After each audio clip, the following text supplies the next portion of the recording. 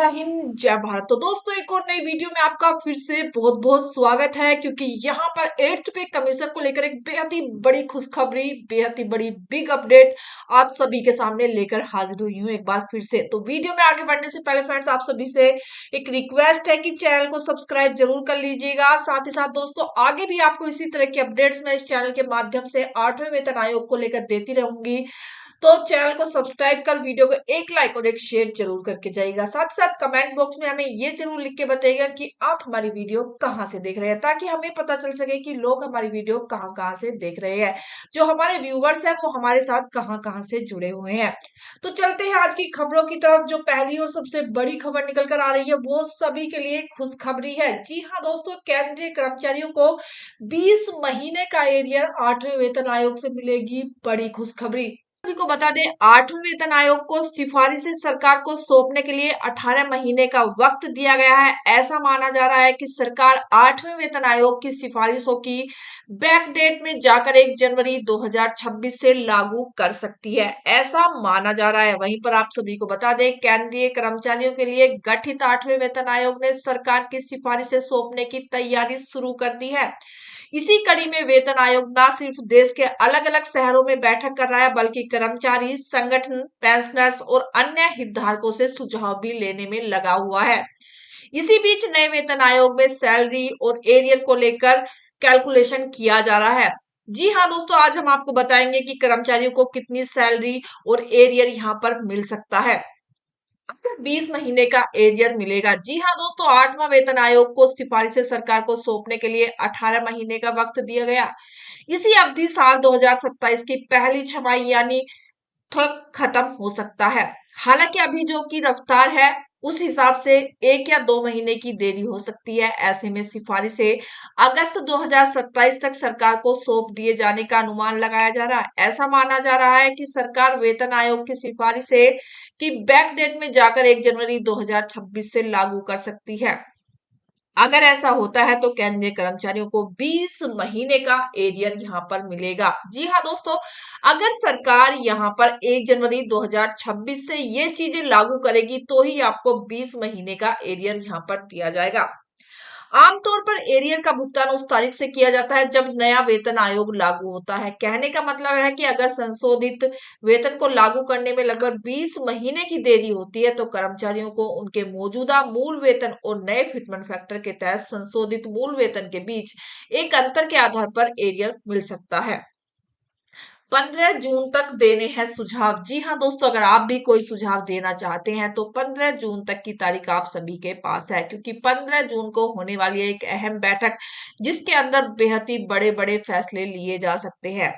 जी हाँ दोस्तों, ये जो बैठक होगी ये कोलकाता में होगी।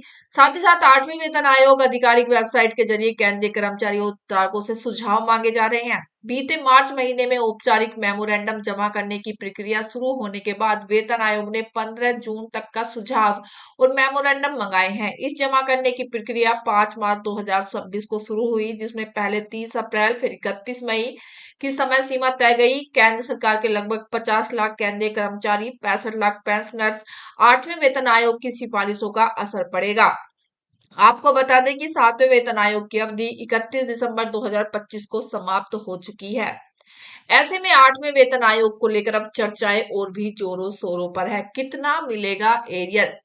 यह निर्भर वेतन आयोग के फिटमेंट फैक्टर की सिफारिश पर करेगा। अगर सरकार 2.57 फिटमेंट फैक्टर को मंजूरी देती है तो एरियर के तौर पर बड़ी रकम मिल जाएगी।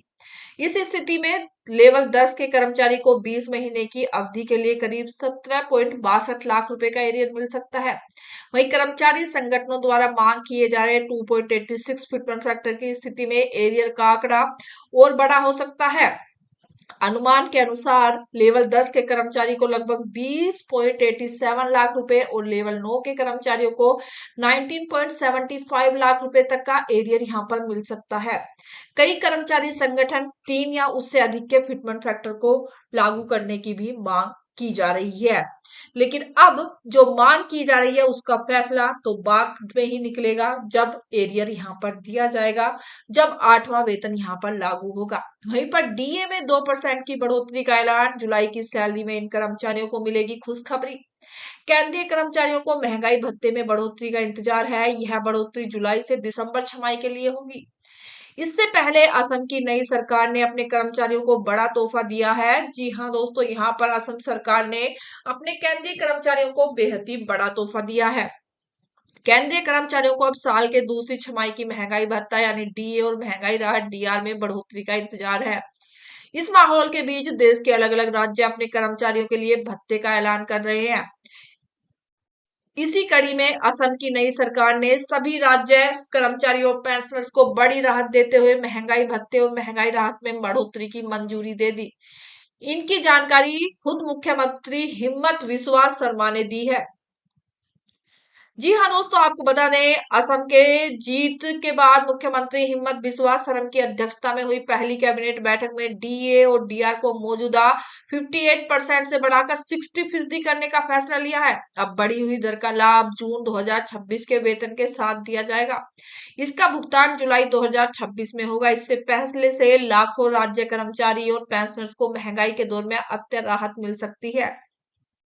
साथ ही साथ आपको बता दें कि फरवरी महीने में चुनाव से ठीक पहले असम सरकार ने अपने कर्मचारियों की सैलरी भत्तों की समीक्षा के लिए 8वें असम वेतन आयोग के गठन को मंजूरी दी थी। इस फैसले का राज्य के लाखों कर्मचारी और पेंशन भोगियों के घर के बजट के रिटायरमेंट प्लानिंग और लोन लेने की योग्यता पर सीधा असर पड़ सकता है।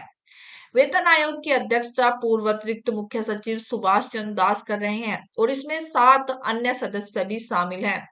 वित्त विभाग की अधिसूचना के अनुसार आयोग को अपनी सिफारिशें सौंपने के लिए 18 महीने का समय भी यहाँ पर दिया गया है। साथ ही साथ केंद्रीय कर्मचारियों को भी इंतजार करना पड़ सकता है। केंद्रीय कर्मचारियों को भी महंगाई भत्ते में बढ़ोतरी का इंतजार है। यह बढ़ोतरी जुलाई से दिसंबर छमाही के लिए होगी। अगर सब कुछ ठीक रहा तो सरकार भत्ते में 3% की बढ़ोतरी कर सकती है। आपको बता दें कि पिछली छमाही यानी जनवरी से जून तक के भत्ते में 2% की बढ़ोतरी की गई।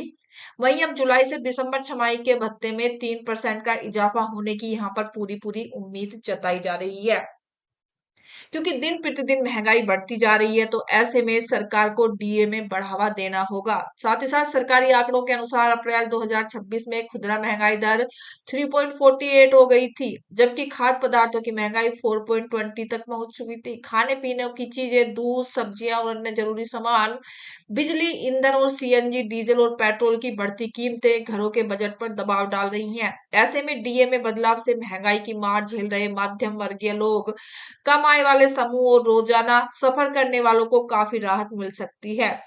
अब आखिरी फैसला सरकार करेगी, आखिर कितना डीए यहाँ पर बढ़ाया जाएगा, क्योंकि असम की सरकार ने यहाँ पर फैसला कर दिया है, उसने 2% का डीए यहाँ पर बढ़ा दिया है अपने केंद्रीय कर्मचारी और पेंशनर्स का।